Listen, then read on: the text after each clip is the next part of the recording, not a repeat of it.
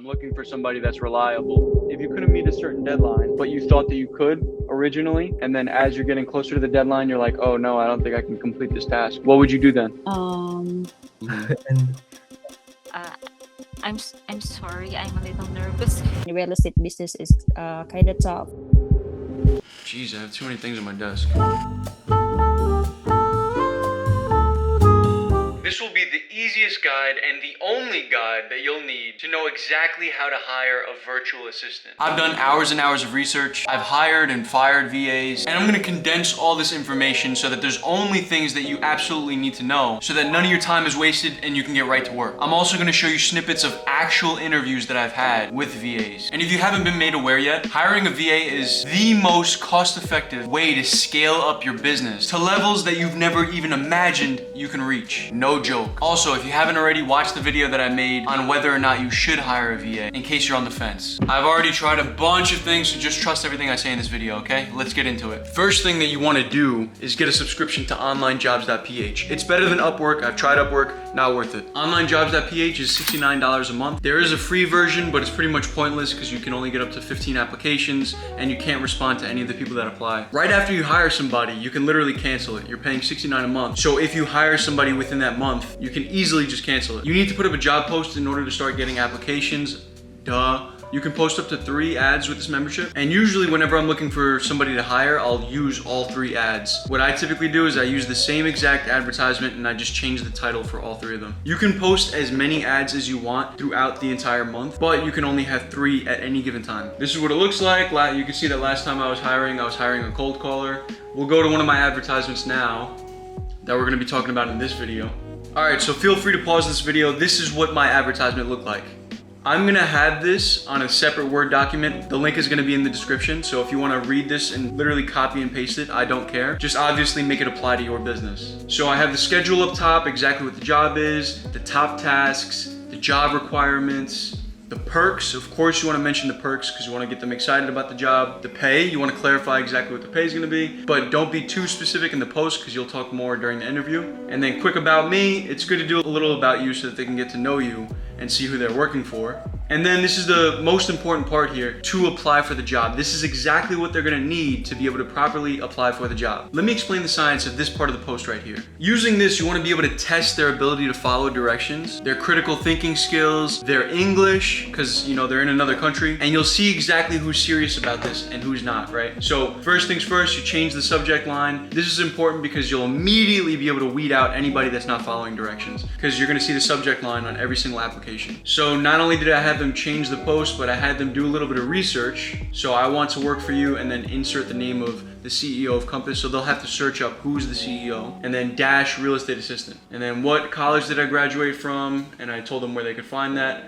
And then these next 4 questions, I told them to label it 1, 2, 3, and 4. And 4 is actually gonna be that college question. So it seems a little bit confusing, but that's the point. And then I emphasize down here, make sure you follow all the steps above. This is a great job opportunity. If I decide to hire you, I'm gonna do an interview, blah, blah, blah, right? So once we put this advertisement up, we put it up 3 times, we're gonna start to get an influx of applications. Just keep in mind, if you're in the Eastern time zone like me, they are 12 hours ahead. So if you're posting this at like 3 p.m., they're likely gonna be asleep and not gonna see your post. So you're gonna start to see applications come in overnight. So important thing about the pay, right? If you're deciding what you're gonna pay people, this right here is a chart of what to pay people for different types of jobs in the Philippines. So pause this if you wanna see this. I'm also gonna add that to that document that's gonna be down in the description. If you're liking this video so far, please drop a thumbs up. It helps me a lot. Comment down below anything, literally your favorite color, comment it down below. Your engagement helps me out a lot, and if this video is helping you a lot, why not help me out? It's free.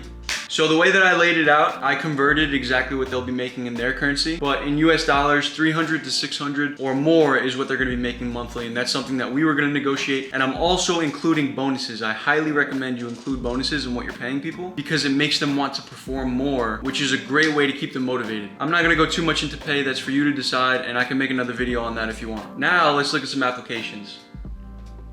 So you can see here right away who's following directions, right? These 4 people up top, let's click them. If you like them, the cool thing I like about online jobs is you can actually pin them and then see all of the people that you've pinned right here on the left. And you can see who's answering the questions. You can see how their English is. I think it's important you include a question that asks about their schedule because you want to know who's going to fit your schedule the best, right? You'd be surprised, a lot of people, even though they're 12 hours ahead, if you're in the Eastern time zone, a lot of these people are willing to work in your time zone. So this person followed it to the T, which is awesome.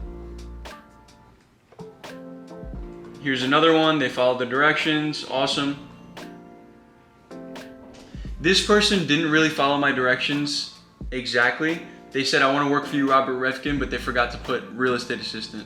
Once you put up an ad, you're literally gonna get over 20 applications, typically over 200 views. I deleted a lot of applications, but I usually get like over 20 or 30. You can see right here, I didn't open up this application here. It's just a generic subject that they're just probably copying and pasting. Just like Indeed jobs, people could just apply really quickly, just copying and pasting. So you don't wanna waste your time on those people. You see, they just put second assistant real estate. Once you've decided who actually qualifies, as you're going through these applications, you can reply to them and ask them to do a sample project. A sample project is literally the easiest way to see who qualifies and to check who can actually do your line of work. So this is exactly what I was sending to people. I gave them 3 tasks. So I do real estate. So what I'm giving them is gonna be real estate related. If you're doing like e-commerce or you need a video editor or something like that, make a sample project that makes the most sense for your business. First thing I said was basically, if you wanna pause this and read it, you can. But first thing I asked was for them to pretend that I'm a client and they need to send an email telling them that we need to reschedule an appointment. Second thing was to inform a client that a unit is no longer available, but to find other options on my real estate website, and it has to fit a certain criteria. City, the size of the appointment, the price point. And then the third thing was to email me afterwards to tell me how difficult it was, how they felt doing the sample project. And I'm gonna have them send it to my email because I don't wanna go through all the applications trying to find the sample projects. I want them to email it directly to me. And one thing that I decided to do was have them CC another email of mine, just so it could be like another bonus to see how well they follow directions. So let's look at some sample projects right now. I'm gonna point out a couple key things you wanna look for. So here's one right now. Hi Eric, upon checking on availability of the apartment, unfortunately is not available tomorrow at 6 p.m., but I can schedule you on June 16th between 1 p.m. and 7 p.m. Let me know if that works for you. Thank you. Very simple, clean cut, good English. I like it. This is the second part of the project. Hi Michelle, I checked on the unit you inquired about, Unfortunately, the unit is no longer available. 3 other units, budget and criteria. Good English so far, everything's great. Let's see if it fits the criteria. Boom, boom, boom. I'm not gonna waste your time, but I already know these fit the criteria, so that's good. Here's another one. They wrote a nice email. Hi Eric, I hope this finds you well. As per our previous conversation, I understand you requested blah, blah, blah. Upon checking, I was able to confirm that the preferred time and date is not available. Womp womp. The unit is only available for viewing on June 16th between Please confirm if this works for you. That's awesome. Here's another sample project. They did it completely perfect. You could see some people go above and beyond. Like notice how this person hyperlinked the words so that it leads directly, look at this, leads directly to these links. That's pretty clever. Everyone did such a great job. Let me try to find one that I don't like, just so I can give you an example.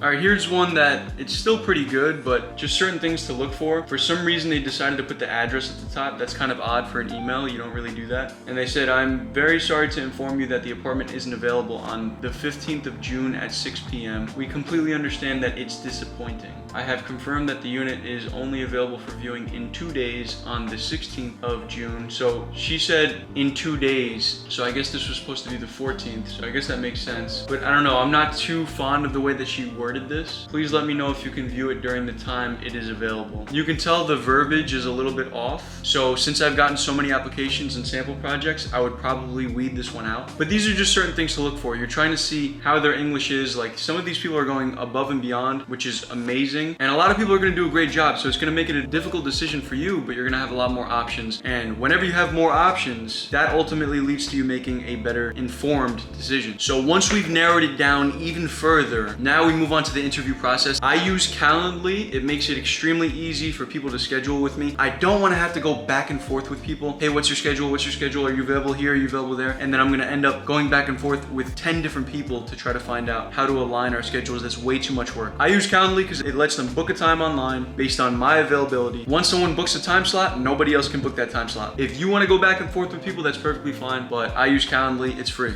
So I narrowed it down, I chose 10 people, I sent them the interview link, and I scheduled it for the day after and the day after that. I did 3-hour time slots, 30-minute intervals for each interview, and for each interview I had a list of questions. These are my interview questions. Feel free to pause at any time and read them, but that's also going to be including the document down in the description. Lots of questions, lots of notes, but it's super important. If you're planning to hire somebody for the long run, you know, this person could possibly be with you for years or forever, who knows? You want to make sure that you're finding the perfect person. Now, every single person that I interviewed, I recorded the call. Of course, I made sure they were okay with me recording the call. This way, once I've done all the interviews, I can look back, watch them all, so I can make a better decision. So let's watch some of the interviews right now. And you can help me choose. Move this. Jeez, I have too many things on my desk. Obviously, I'm not going to show you all the interviews. I don't want to bore you, and I don't want to make this video like an hour long. But here's Alan. So what do you do right now? What do you do currently? And tell me a little bit about the work that you do and your skill set. I work in the mortgage industry. I work for licensing loan originators. I'm working as a part-time real estate virtual assistant for a real estate sales agent based in Orlando, Florida. I had a part-time job, which is a marketing assistant for a real estate. We manage different companies. We're on 59 accounts. We just have to comply with the state-specific requirements that were given to us. I'm looking for another part-time job because I'm just working for around 10 to 15 hours a month. I really wanted to grow my career as a virtual assistant. I update all the documents to create property cards, property flyers, schedule social media posting in Facebook for all the active listing properties that we have. It's basically just me managing a team of 5, taking note of all the merits that we have for the week, basically overseeing what we currently have working. Honestly, I'm relatively new to the remote world. I started last April. I'll be the one preparing the real estate documents with the transaction forms. For her commission, I talked to the broker. I asked them to request her. I'm sorry, I'm a little nervous. No, don't worry, don't worry. I do their numbers for all the action plans for all of the agents, and I do their weekly agenda as well. Yeah, I talked to the brokers and I asked them to process her commissions for every deal that she closes. I communicate with her referral partners. I put their property information, the property address, the client information, and how much he has for the commission and her percentage for it. What of those skill sets that you've been, learning while doing that job do you think you'd be able to bring to the table with this job, with real estate? Multitasking and a lot about the Microsoft Office applications that we currently use are definitely something that are transferable to the current work environment or the tools that I will potentially be using just in case I get accepted for the job. I do extra mile, even though I'm not really paid for that time. I usually do after my shift so that by the next day I will not get tasks that's being left on my plate yesterday. I don't usually tell my boss about that, but I do that so that I can clear up my tasks for the day. I would associate my experience from my part-time job. I have no attendance issues, even though I'm not feeling well. I do come to work. I just really wanted to make sure that all of the documents will be ready right before the due time. I was basically all over the place doing vendor management, calling in for roof replacements, for plumbing, and all the complaints really just go to me. I did the onboarding as well, making sure that everything is complete. I have a client before that I do work Mondays until Sundays. Do you have any schedule restrictions? Any times in the day that you need to do particular things? I have 3 kids, so it's to work in the afternoon. During the weekdays, since in the evening I'll be the one taking care of them. They have their nanny, but I'm the one taking care of their school works. On weekdays, I have to drop off my sister at school, but that's way past your bedtime already. It's like 1 a.m. your time. So if I was to give you a project and you thought that you could do it by yourself, but after doing the project for a while, you realize that you can't handle it by yourself, what do you do then? I would tell you first, I would assess on how to readjust the schedules because I will be conflicting with the future schedules that are set already. I'd be asking for your help. Asking for help, I think, is not really something embarrassing. Formulating potential timeframes, like an ETA for when I could readjust the postponed own schedule. If you couldn't meet a certain deadline, but you thought that you could originally, and then as you're getting closer to the deadline, you're like, oh no, I don't think I can complete this task, what would you do then? I don't want to give my boss like a task that it's beyond the due date. It's very kind of stressful if that happens. Real estate business is kind of tough, so it's very important to know your goals, know your tasks, if when or how you will do it. Well, I must have to do all means to meet the deadline first, okay? If I can't meet the deadline, then I might have to ask for an extension, but I have to cancel all appointments or other else that there is so that I can meet this deadline. If your internet was to crash or go out, what would you do? I was incredibly prepared for that for my previous job since they were very adamant on getting me backup. So I have this one power backup, and then I do have my phone as well for data connection just in case this doesn't work too. What would you say was the most challenging part about your last job? Was convincing a client to avail the services and the products that we had.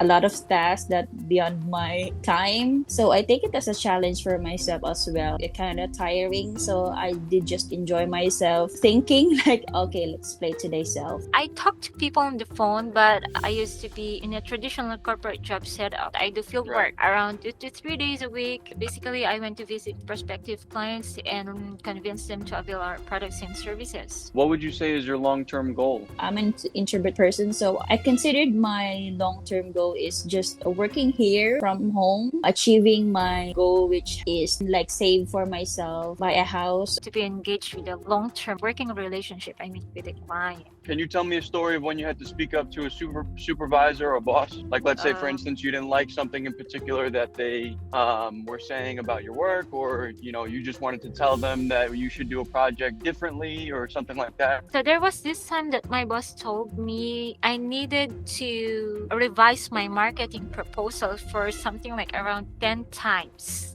Wow. Yes, I did it 10 times, even though I didn't know what was wrong with my proposal. He just wanted me to do it, and I think he was just testing my patience. I couldn't see any error or mistake that I did. He told me that there was something wrong with my figures. I asked him what is wrong with my proposal, and then he just told me just revise it. So I just did what he told me to do. So you're looking for a job just so that you can have additional income as you do that job part-time while they find another position for you that's going to provide more hours? The reason why I'm transferring to the marketing team is I ultimately just want to switch to a part-time hours with them. If you were to work with me, how much would you want to get paid per hour? For about 20 hours a week, so can I at least haggle at around $4 an hour? If that would be fine. I can do with $100 a week for part-time. To be honest, I don't usually proactively say my rate. It really depends on you. As long as I can hit my goal in every week or in a bi-weekly, I would do my best to hit my goal for myself, for my family. How many hours would you be okay working? I put 20 to 28 hours in my post. Is that something that would be okay for you? It's good. I don't have any problem with that. That's cool with me. Yes, no problem with that. Yeah.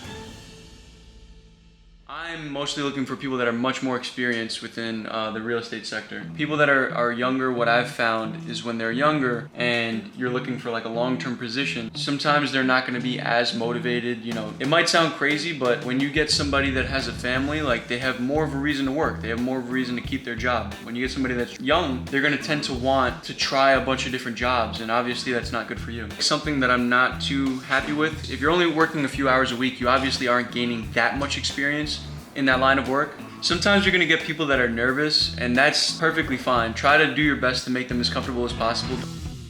All right, so you got the job. You got the job. You got the job. Oh, thank you. I had over 100 applications. I had about 20 people do sample projects. And then I had 7 interviews. So of those 7 interviews, I think that you would be the best fit. Let's work together, okay? Okay. Thank you so much for this opportunity. No problem. Okay, you have a great night.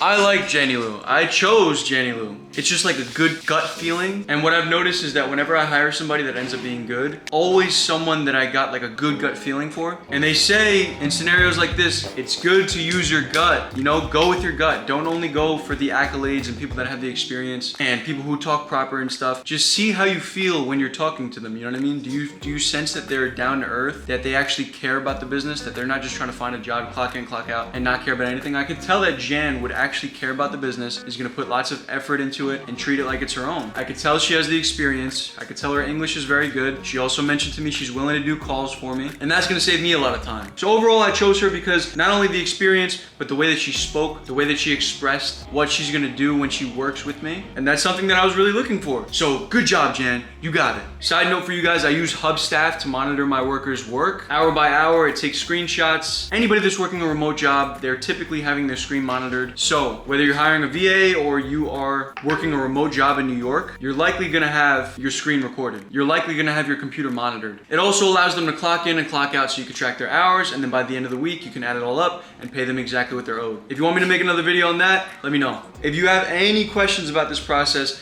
comment it down below. Don't be shy. I'm gonna answer everybody. Go watch this video on me actually firing a VA. It was a very stressful situation, and I teach you how to fire somebody if you ever need to. It's good to know. So go watch that. Go watch it. Click it. Do it. Click this right here. Click it. Watch it. See you in the next video. Please subscribe.